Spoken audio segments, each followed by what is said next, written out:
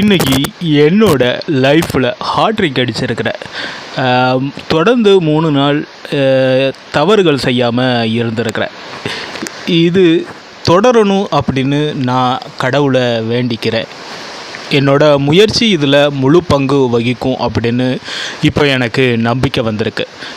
கடந்த 2 நாட்களாக எப்படி நம்மளால் இதை தொடர்ச்சியாக பண்ண முடியும் அப்படின்னு எண்ணம் வந்துச்சு. 3 நாள் தாக்கு பிடிச்சிருவோமா, 3 நாள் கழித்து நம்ம கண்டிப்பாக அப்படியே தாக்கு பிடிச்சாலும் 3 நாள் கழித்து நம்ம எப்படியும் மீண்டும் பழைய மாதிரி தப்பு பண்ணிடுவோம் அப்படின்னு நினச்சேன்.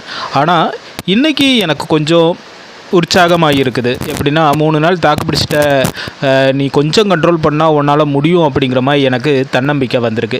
இதுக்கு என்ன காரணம் அப்படின்னா, நான் என்ன தவறாக தூண்டுதலுக்கு என்னென்ன என் வாழ்க்கையில் தவறாக தூண்டுறதுக்கு இடம் பெறுதோ அந்த விஷயங்களை நான் நகர்த்தி வச்சுருக்கிறேன், தள்ளி வச்சுருக்கேன். அதனால் என்னால் இந்த சாதனையை, எனக்கு இது சாதனையாக தான் தெரியுது, இதை பண்ண முடிஞ்சதுன்னு தோணுது. இல்லைன்னா டெய்லி பண்ணிக்கிட்டு இருக்கிறவன் இந்த தொடர்ந்து 3 நாள் பண்ணாமல் இருக்கிறேன்னா நான் 3 விஷயத்தை கடைப்பிடிச்சேன். ஒன்று என்னென்னா, மொபைலில் நான் தேவைகள், ஏதாவது ஒரு தேவைக்கு எதையாவது ஒன்று தேடினா கூட எனக்கு தேவையில்லாத ஒரு விஷயம் என் கண்ணில் படும்போது அதுக்கான தூண்டுதல் எனக்கு ஆட்டோமேட்டிக்காக வந்துடுது. அதாவது நான் இப்போ ஒரு வீடியோ பார்க்குறேன்னா அந்த வீடியோவில் ஏதாவது கிளாமராவோ இல்லைன்னா ஒரு ஃபோட்டோவோ ஏதோ ஒன்று நம்ம கண்ணில் படும்போது நமக்கு அந்த சிந்தனையை தூண்டுது, பான் பார்க்கணும் அப்படிங்கிற மாதிரி வருது. சரி, பான் தானே பார்த்துட்டு போயிடலாம் அப்படின்னு நினச்சி நம்ம பண்ணினோம்னா அடுத்து என்ன தோணுது, அந்த பான் பார்த்துட்டு இருக்கச்சில கண்டிப்பாக தப்பு பண்ணிடுறேன், இது ஒன்று தானே, இதனால் நம்ம தப்பு பண்ண மாட்டோம் அப்படின்னு நினைக்கும் போது அடுத்த தப்பு நடந்துடுது. அதனால் நான் என்ன பண்ணிட்டேன், மோஸ்ட்லி சோசியல் மீடியாவை அவாய்ட் பண்ணுறதுக்கு முடிவு பண்ணி சோசியல் மீடியாவை அவாய்ட் பண்ணேன். 2வது விஷயம் என்னென்னா தனிமை. இந்த தனிமை அப்படிங்கிறது நிச்சயம் நான் தவறே பண்ணக்கூடாது, நம்ம பானே பார்க்கக்கூடாது அப்படின்னு நான் இருந்தாலும் கூட தனிமையாக இருக்கும்போது ஏதோ ஒரு அலோனாக ஃபீல் ஆகும்போது மொபைலில் தானாகவே என் மைண்டு அதை தேட போயிடுது. அதை தேட போயிட்டு கடைசியில் தப்பில் முடிஞ்சுது. அதனால் தனிமை.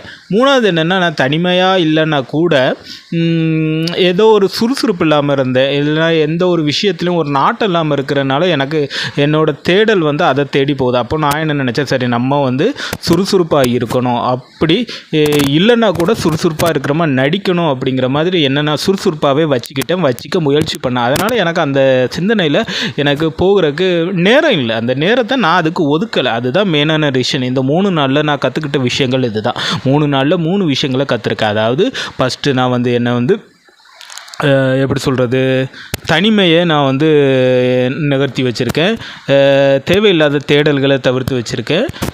3வது என்ன ஃப்ரீயாக விடாமல் என்னை பிஸியாகவே வச்சுருக்கேன். இந்த 3 விஷயத்தினால நான் ஒரு செயலில் தொடர்ந்து வேறு திசைகளில் பயணிக்கிற மாதிரி இருக்கிறனால இந்த திசையில் நான் போகாமல் இருக்கிறேன். இந்த திசையை நோக்கி நான் போகாமல் இருக்கிறனால இந்த 3 நாள் என்னால் வெற்றி அடைய முடிஞ்சிருக்கு. இதை தொடர்ந்து கண்டினியூவாக பண்ணணும் அப்படிங்கிறது என்னால் ஆசையாக இருக்குது. என்னோடய சக்ஸஸை உங்ககிட்ட பெரிய லெவலில் பகிர்ந்துக்கிடணும் அப்படிங்கிற ஆசையாகவும் இருக்குது. இந்த 3 நாளுங்கிறது 30 நாள் ஆகணும், 30 நாளுங்கிறது 90 நாள் ஆகணும். கடைசியில் நான் ஆசைப்பட்டுபடி 365 நாளும் தப்பு பண்ணாமல் இருக்கணும் அப்படின்னு நான் நினச்சி வேண்டி தான் இந்த பயணத்தை தொடங்கியிருக்கேன். இந்த பயணம் வெற்றி பெறணும் அப்படிங்கிறதுல முழு கவனமாக இருக்கிறேன். அதுக்கு கடவுள் எனக்கு அருள் புரிவான நம்பிக்கையோடு நான் காத்துக்கிட்டு இருக்கிறேன். அது மட்டும் இல்லை, நீங்கள் எனக்கு ஆதரவு கொடுத்தீங்கன்னா அது எனக்கு ஒரு உற்சாகத்தை கொடுக்கும். தொடர்ந்து நான் பண்ணுற அதாவது நான் தொடர்ந்து நான் செய்கிற இந்த விஷயங்கள் அடுத்து ஒரு தலைமுறைக்கோ இல்லை இப்போ இருக்கிற தலைமுறைக்கோ ஒரு முன்னுதாரணமாக அமையும் அப்படிங்கிற நான் ரொம்ப ஆசைப்படுறேன். அது நடக்கட்டும். உங்களோட சப்போர்ட்டு தொடர்ந்து கொடுங்க. அடுத்து ஒரு வீடியோவில் விரைவில் சந்திக்கிறேன். விரைவில் இல்லை, நாளைக்கே சந்திப்பேன். பாய்.